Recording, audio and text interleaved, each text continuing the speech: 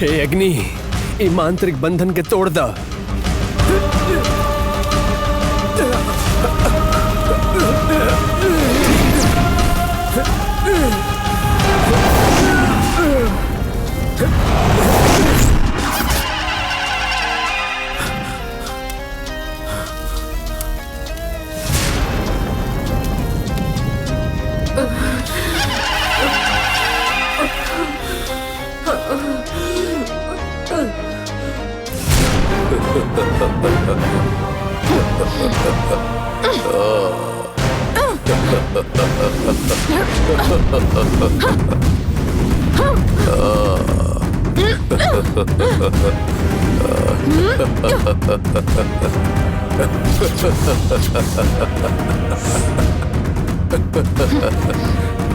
अब अपना सर के बाल थोड़ा सा खींच के निकाला।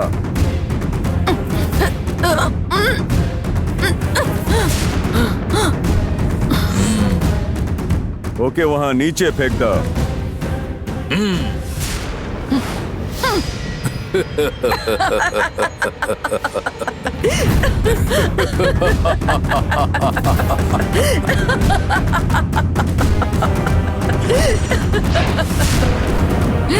अपने हाथ से चूड़ी तोड़ा।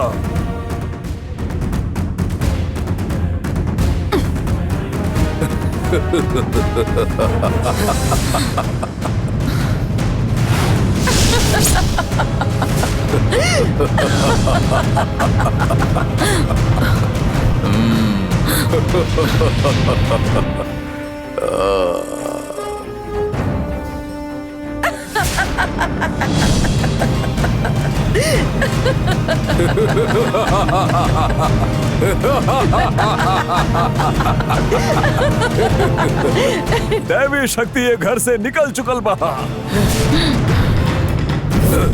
अब उठा लो काल चक्र।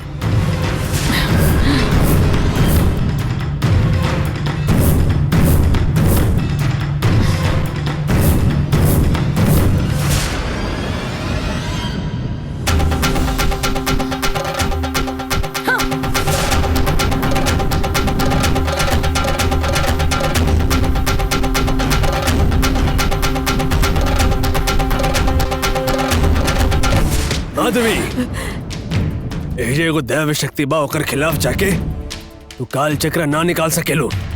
काहे ना निकाल सकेनी? एजा जे दैव्य शक्ति रहली ओकरा बाहर निकाले खातिर भैया ई जगह के अपवित्र कर देले बानी।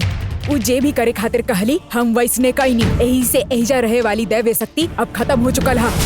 तू हमेशा दैव शक्ति के खिलाफ जाके काम करेलो। अच्छा, तार भाई दलदल में जिंदा दब गेल रहे ना, वो एजे वापस कैसे आइल? काला घोड़ा पे एजा आके जौन मायावी शक्ति रउआ के परेशान कैले रहली ना, उ मायावी शक्ति के ह पता है? के बा वो? ओइजा देखा।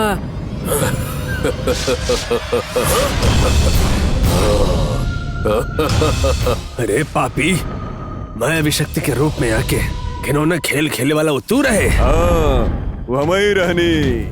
कहल जाला कि मौत के वक्त आदमी सुधल जाला, लेकिन मरे के बाद भी धारा में एकदम सुधार नहीं खे आई। तू वापस कैसे जिंदा हो गई ले? हमके पूरा तरह से जिंदा होके के खातिर काल चक्र के जरूरत बाटे, और ओके निकाले के खातिर ही हमार आत्मा मायापुर भी तंत्र सीख करके अभी मायावी शक्ति के रूप में यहाँ आइल बाटे। हमार भैया के नंदिनी दफनैले ना रहली, बल्कि ओकरा नया जन्म देले रहली। यही से अब ओकर ताकत बढ़ चुकल हा, और हमार भैया के कहे पे ही हम ई जगह के अपवित्र कैले बानी। यही से काल चक्र निकाले पे होखे वाला मुसीबत दूर हो गईल हा। हमनी काल चक्र लेके जा रहल बानी। सहनाईगी और नंदिनी के आई के बाद उनकरा बता दी हा कि हमनी काल चक्र एजा से ले गईल बानी। हर भाई पापी है, वन देवी के आंख बंद करके ओइजे राखल काल चक्र लेके वो महापाप कैले बाड़े, और जौने जगह पे महान देवी शक्ति रहे नी वो जगह के अपवित्र करके तू भी उहे पाप कैलू। तार कैल गली पाप के बर्दाश्त न होके पर दैव्य शक्ति शायद एजे से चल गई नी, लेकिन हम एजे से न जाए जब तक हम बानी। काल चक्र के हाथ बिना लगाए देव। मुनियप्पा, अगर हम एहिजा से दैवी शक्ति के हटा सकेनी त तहरे जैसन पुजारी के ठिकाना लगावल हमरे खातिर कौनो बड़ बात नहीं खे। हम खले एगो पुजारी बानी, फिर भी जब नंदिनी के हमार जरूरत होला तो हम अपन शक्ति के पूरा तरह से इस्तेमाल करब।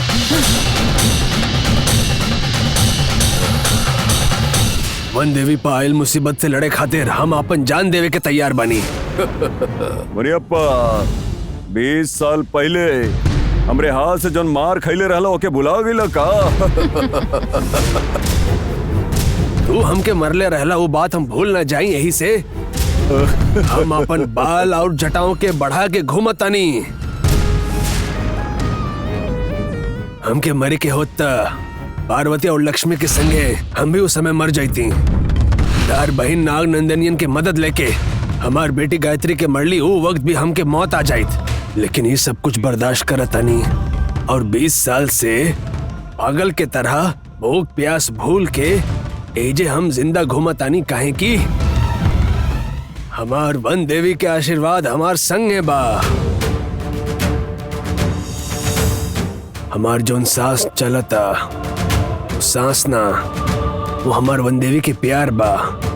हमार शरीर के भीतर खौलत खून ना, वन देवी पर रहे वाला हमार विश्वास बा। केहू के भी पास ना आए देवे वाला बैराग्य बनल वन देवी, होकर पूजा करे के अधिकार हमनी के देहले बड़े। हमार देवी के संपत्ति हम केहू के भी हाथ में जाए ना देव। नंदिनी जन वन देवी के चरण में रखले बिया वारना काल चक्र मायावी शक्ति के रूप में आके हम खुदे लेकर के गइल बनी। तब से ही वन देवी खुद अपने शक्ति के खोदेले बाड़ी। एलियो तू ए देवी के महानता का बात कल छोड़ा और अपना जान के परवाह करा। वन देवी के संपत्ति वापस लौटावे खातिर हम अभी तक जिंदा बनी। हमके अपन जान के बिल्कुल भी परवाह नहीं खे। ये बात है, मतलब तोके जिए की इच्छा ही ना है का? नंदिनी जिंदा रहे के चाहिए, वन देवी के उनकर संपत्ति मिले के चाहिए। ये खातिर अगर हम मर भी जाए तो कोनो अफसोस ना हो। तो फिर मर जा। ऐसा मत तू, चुपचाप एजे से चल जा, तू निकल जा।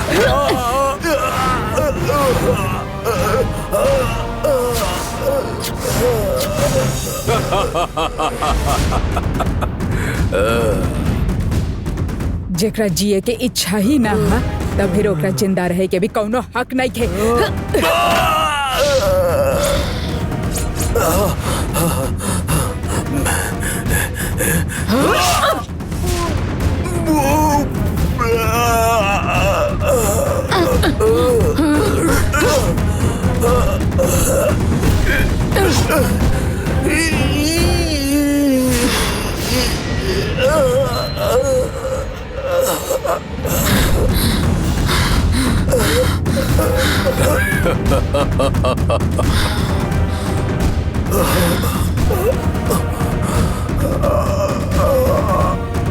हमरे जैसन जब एगो शिव तपस्विनी कुछ पाए के इच्छा रखतिया तो जे भी ओकर रास्ता में रुकावट डाली ओकरा उ इहे तरह से रास्ता से हटा दी।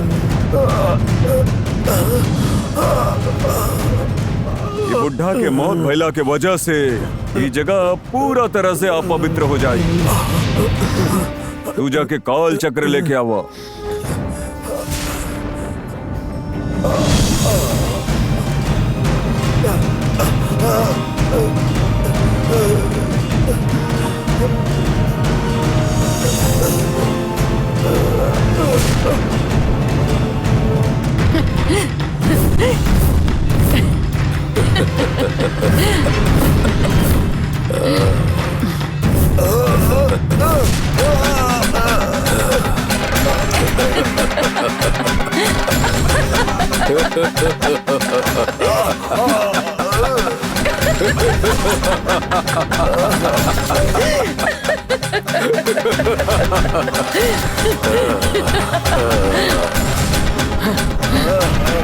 चक्र हमनी के हाथ में आ चुका है। चलिए भैया चलल जा।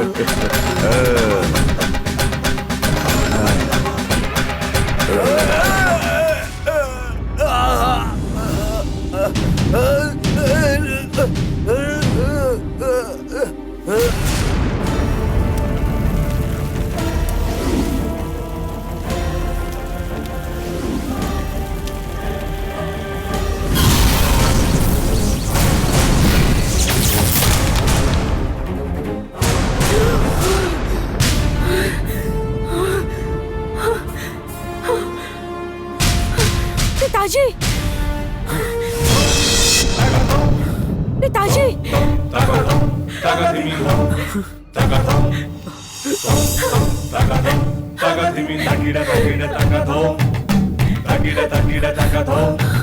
वन देवी, तू हमार बेटी के जान बचैलू।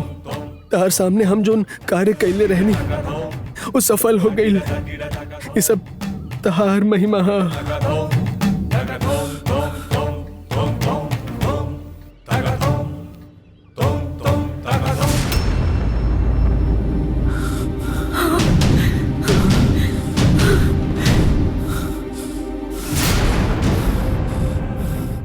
वन देवी की मिट्टी में ये खून कैसे?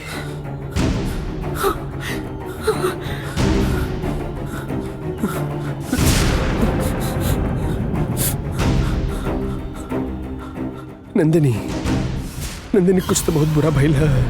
का भइल है नहीं के मालूम। चला हमने घर चले जाओ। चला।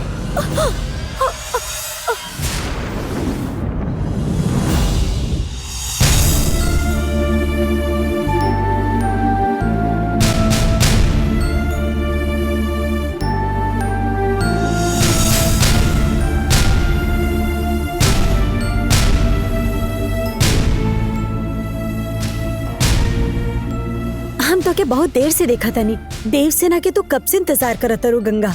अरुण कहले रहे कि देवसेना दोपहर के आई। अब तो 4 बज गए बा, वो अभी तक ना आयल। इतना देर वो स्कूल में का करतिया?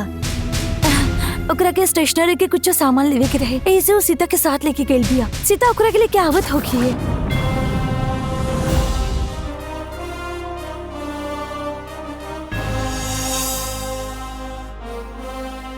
ठीक बा, जब आई तब आई, लेकिन सुबह से तो कुछ खैली नहीं खो। चला कुछ खा ला।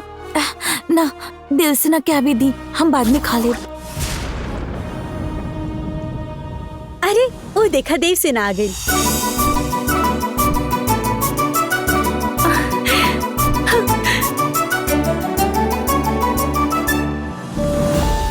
देवसेना, गंगा,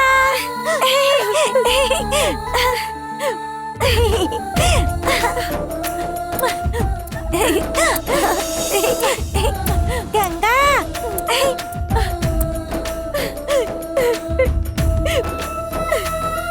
का भाई गंगा? देवसेना जैसे रोज स्कूल से आवेले वैसे ही आजो आयल बिया, लेकिन तोहार आँख में इतना आंसू का है? वो जैसे खो गइल बा ऐसे करता रू। का भाई गंगा? देवसेना जैसे रोज स्कूल से आवेले वैसे ही आजो आयल बिया, लेकिन तोहार आँख में इतना आंसू का है? वो जैसे खो गइल बा ऐसे करता रू। ऐसा ना है। शादी जब तक ना हो जा तब तक घर से केहू बाहर ना जाई, ऐसा गंगा बतैले रही ना। फिर भी देवसेना स्कूल खातिर बाहर चल गई रहली, यही से गंगा थोड़ा डरा गई रहली। गंगा, अभी अगर जानकी होइत त ओहो इतना देवसेना से प्यार ना कैले होइत। देवसेना के भी तोरा से कितना लगाव बा, पर अब तो तुहो पेट से बाड़ू, तोहरो बच्चावे वाला बा। ई सब भूल के देवसेना से इतना प्यार करत रहबू त जे बच्चा आई ओकरा के संभाली? हम संभाले अब।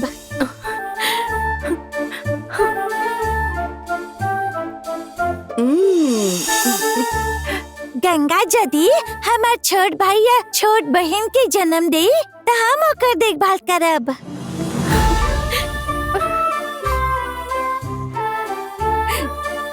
प्यार के मामला में गंगा से भी तू आगे रहबू ऐसा तो हम सोचले ना रहनी। तोहरा और गंगा के बीच में केहू भी ना आ सकेला, ये हमके पता चल गइल बा। तोहार फिक्र में गंगा सुबह से कुछो नहीं खे खैले, अब तू और गंगा जाके खा ला जा। हम तो से कहले रहनी ना कि स्कूल ना जाए के बा, फिर भी तू गइलू यही से।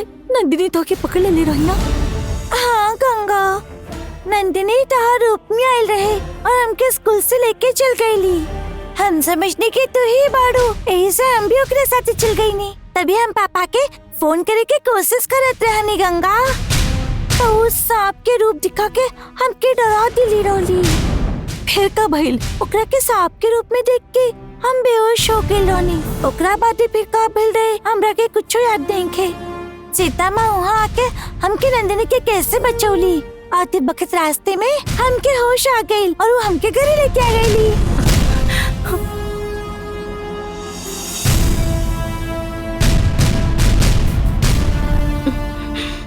अब आगे से तोहर कईल हर बात हम मानब।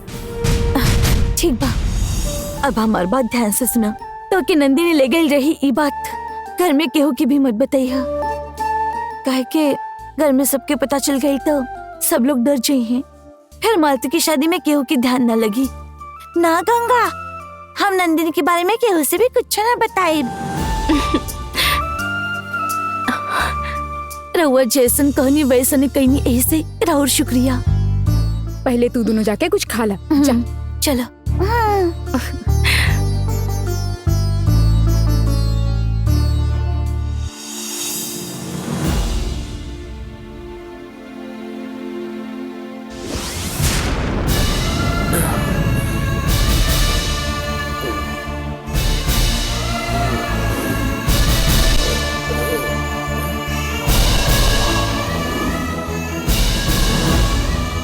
काल चक्र माधवी अपन संगे लेके गइल बिया, ये बतावे के चाहिए। नंदिनी के आए तक हमरा जिंदा रहे के ताकत दवन देवी।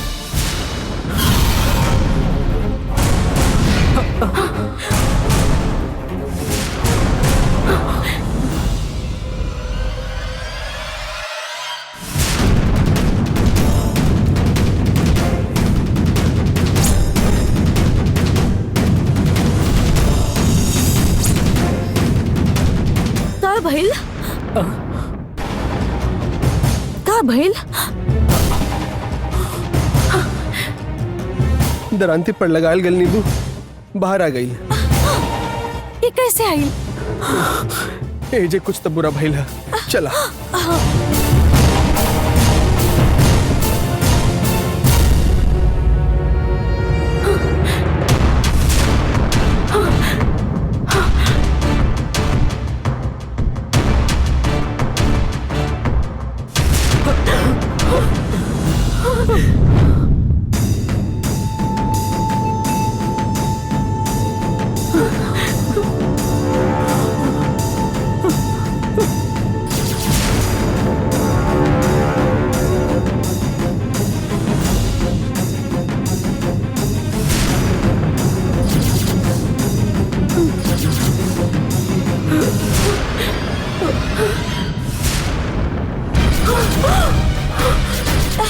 पिताजी, काचका यहाँ पर नहीं थे।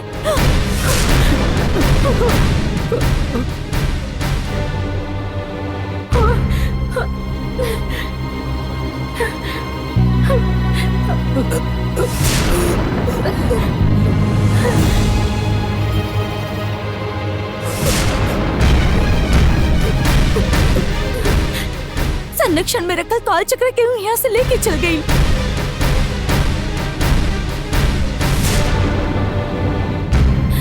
ये टूटल छुरी देख के तो ऐसा लगता कि गंगा ही यहाँ से ले गई होगी है। पवित्र जगह के अपवित्र करे के बारे में गंगा कभी सोच भी ना सकेली। बेवजह गुस्सा में आके ओकरा पर शक मत करा। गंगा ही लेके गई बिया। काहे के जानकी जब हमके बचावे खातिर आइल रहली तब वो खुदे कहले रहली कि गंगा तो कुछ भी करके संभालो, बाकी देव से आके हम देखा तानी। चिंता मत कर गंगा, तू जाके उनकरा संभाला। हम देव सेना के वापस लेके आवतानी।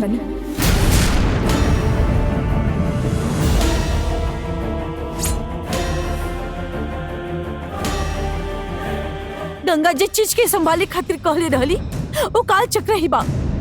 गंगा के वो चीज के संभालल मतलब यहाँ आके काल चक्र लेके जावल बा।